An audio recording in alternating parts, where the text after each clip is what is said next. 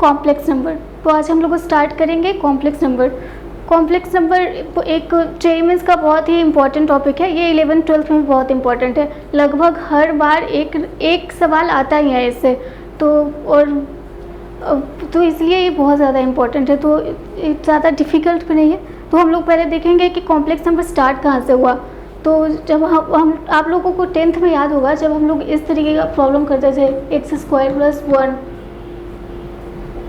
= 0, तो हम लोग बोलते थे कि इसका सॉल्यूशन पॉसिबल नहीं है, मतलब कि x² = -1।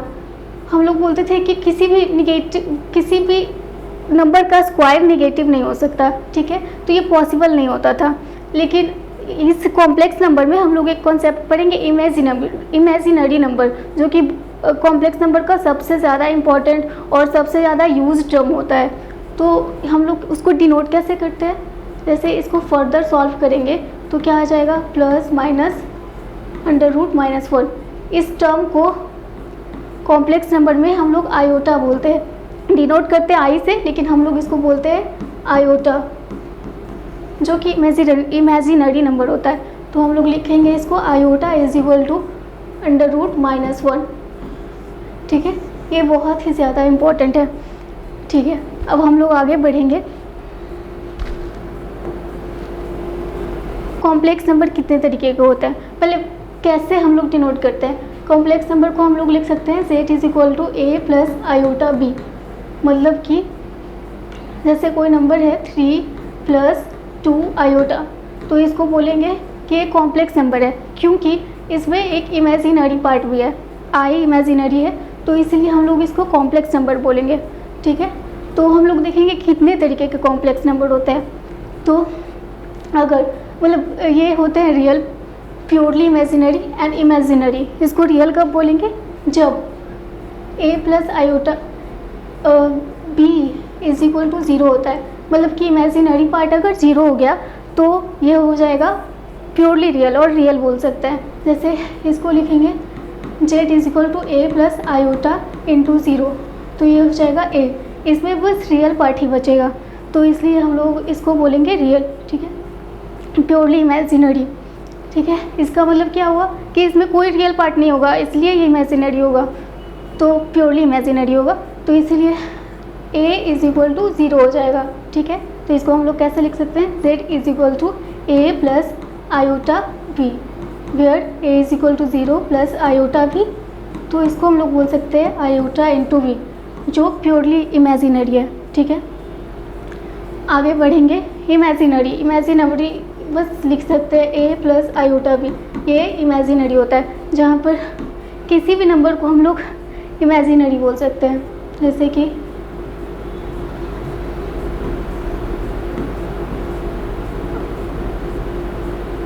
3 + 2 iota, ये हो गया इमेजिनरी नंबर, ठीक, ये हो गया। हम लोग इसको इस तरीके से भी लिख सकते हैं, a को हम लोग बोल सकते हैं रियल पार्ट ऑफ z, जिसको लिख सकते हैं real part of z = a, ठीक है। b को हम लोग बोल सकते हैं इमेजिनरी पार्ट ऑफ z, ठीक है, b = imaginary part of z = IMZ, मतलब कि real part of z + iota imaginary part of z = z। इसको हम लोग इस तरीके से बोल सकते हैं a + iota b, क्योंकि a = real part of z है और b = imaginary part of z, ठीक है। तो आगे हम लोग बढ़ेंगे। अब हम लोग देखेंगे दो नंबर को, इसमें हम लोग मल्टीप्लाई कैसे करते हैं। तो इसका कुछ रूल होता है, जैसे कि अगर हम लोग को √a × √b करना है, ठीक है, तो इसमें हम लोग को कुछ बातों का ध्यान देना होगा। किन बातों का, for any 2 real number √a × √b =√a × b is true only when at least one of a and b is either positive और 0, ठीक है। मतलब बोला जा रहा है कि अगर हम लोगों को दो नंबर को मल्टीप्लाई करना है तो ये तभी पॉसिबल है जब ये इन दोनों में से कोई एक पॉजिटिव हो या फिर ज़ीरो हो। ठीक है, इस तरीके से अगर कोई नंबर रहेगा तो हम उसको सिंपली मल्टीप्लाई नहीं कर सकते। जैसे हम लोग जैसे 10th तक पढ़ते आए हैं कि हम लोग इसको लिख सकते हैं -2 इंटू -3, जो कि गलत है। ठीक है, ये कॉम्प्लेक्स नंबर में ये पॉसिबल नहीं है, कॉम्प्लेक्स या फिर रियल नंबर में भी ये पॉसिबल नहीं है। रियल नंबर में तो यही चीज़ पॉसिबल नहीं है, माइनस कोई नंबर होता ही नहीं है। तो कॉम्प्लेक्स नंबर में ये चीज़ पॉसिबल नहीं है कि हम लोग सिंपली किसी दो नंबर को मल्टीप्लाई कर दें। ठीक है, मल्टीप्लाई तभी कर सकते हैं जब कोई एक नंबर पॉजिटिव हो या फिर ज़ीरो हो। तो इसमें एक नंबर पॉजिटिव है तो हम लोग इसको सिंपली मल्टीप्लाई कर सकते हैं, -2 इंटू 3 इज इक्वल टू √-6। इसमें क्या हो जाएगा, इज इक्वल टू 6, जो कि प्योरली गलत है। इसको सॉल्व करने का अलग तरीका होता है, जैसे हम लोग इसको ऐसे बोल सकते हैं -2 इज इक्वल टू -2 इंटू -1। ठीक है, तो इस चीज़ को हम लोग इस तरीके से, -1 हम लोग ने क्या पढ़ा था, आयोटा होता है। ठीक है, तो √2 इंटू आयोटा। ठीक है, -3 हमने कैसे लिख सकते हैं, 3 इंटू -1। तो इसमें एक पॉजिटिव है एक नेगेटिव है, तो अब हम इसको अच्छे से मल्टीप्लाई कर सकते हैं, लेकिन हम इसको लिखेंगे √3। इसको हमने क्या पढ़ा था, आयोटा, तो इसलिए आयोटा लिखेंगे। अब हम इसको कैसे मल्टीप्लाई करेंगे, जैसे कि -2 इंटू √-3 है, इसको हम लोग को मल्टीप्लाई करना है। तो हम लोग इसको, हमने बताया कि इसको 6 तो नहीं लिख सकते, इसको सॉल्व करने का अलग तरीका होता है। इसको हम लोग लिखेंगे इसको लिखेंगे 2 into √-1 into √3 into √-1 is equal to, इसको कैसे लिखेंगे, √2 इंटू ये क्या है, आयोटा, इंटू ये लिखेंगे √3 इंटू ये भी आयोटा। अब क्या हो जाएगा,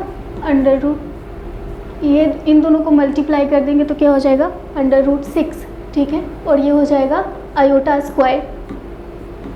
अब हमने आयोटा क्या पढ़ा था, 6 और ये -1 होल स्क्वायर, तो ये क्या हो जाएगा, 6 इंटू -1, जो हो जाएगा -√6। तो ये चीज़ पॉसिबल नहीं है कॉम्प्लेक्स नंबर में, ये होगा। ठीक है, तो यही हम लोग इसमें डिटेल में लिखे है कि अगर दो number, in other words √a into √b is equal to √ab is not valid if a and b both are negative. मतलब कि हम लोग सिंपली इस तरीके से नहीं लिख सकते जब दोनों नंबर नेगेटिव हो। ठीक है, अगर पॉजिटिव हुआ कोई एक नंबर तो कोई दिक्कत नहीं है, लेकिन नेगेटिव में खास ध्यान रखना होगा कि हम लोग सिंपली मल्टीप्लाई नहीं कर सकते, उसको आयोटा में हम लोग को पहले चेंज करना होगा, फिर मल्टीप्लाई करेंगे। फिर a and a b are positive real number, then √-a into √-b is equal to -√ab। यही सिंपली चीज़ बोल रहा है। जहाँ यहाँ पर देखें हम लोग कि ये तो पॉजिटिव रियल नंबर है, ये भी पॉजिटिव रियल नंबर है। ठीक है, तो इसका मल्टीप्लिकेशन कैसे हुआ, -2 इंटू 3। सिंपली यही चीज़ यहाँ पर बोला जा रहा है, a and b are positive real number, then this one is equal to this. ठीक है, I hope this is clear. अब हम लोग पढ़ेंगे प्रॉपर्टीज़ ऑफ आयोटा। तो प्रॉपर्टीज़ ऑफ आयोटा क्या होता है, सबसे पहले सब कुछ यहीं पर से शुरुआत होती है। ठीक है, आयोटा इज इक्वल टू √-1। तो जब हम आयोटा का स्क्वायर करेंगे तो क्या हो जाएगा, √ का स्क्वायर करेंगे तो ये हो जाएगा -1। ठीक है, फिर अगर इसका क्यूब करेंगे तो क्या हो जाएगा, इसको लिख सकते हैं iota square into iota. Iota square हमने क्या पढ़ा, -1 into iota which is equal to iota cube हो गया, माइनस आयोटा यहाँ पे, फिर हो गया आयोटा 4।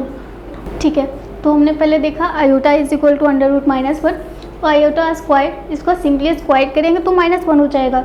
फिर क्यूब के लिए iota cube is equal to लिख सकते हैं आयोटा स्क्वायर इंटू आयोटा। ठीक है, आयोटा स्क्वायर हमने क्या देखा, -1 था, और आयोटा को आयोटा ही लिखेंगे तो ये क्या हो जाएगा, माइनस आयोटा। ठीक है, आयोटा टू द पावर 4, इसको कैसे लिख सकते हैं, iota square into iota square. ये क्या हो जाएगा, -1 into -1 which is equal to 1। ठीक है, तो ये सबसे ज़्यादा इम्पॉर्टेंट कंसेप्ट होता है और बेसिक कंसेप्ट होता है जो कि हमको याद रखना ही रखना होता है। ठीक है, तो इससे हम लोग एक जनरल फॉर्म पता करेंगे कैसे होता है। ठीक है, बहुत इम्पॉर्टेंट कंसेप्ट है इसके आगे। जैसे कि हम लोग एक जनरल रिपीटेशन देखते हैं कुछ टर्म्स के बाद, जैसे आयोटा 5 का हम लोग निकालते हैं। ठीक है, आयोटा 5 क्या होता है,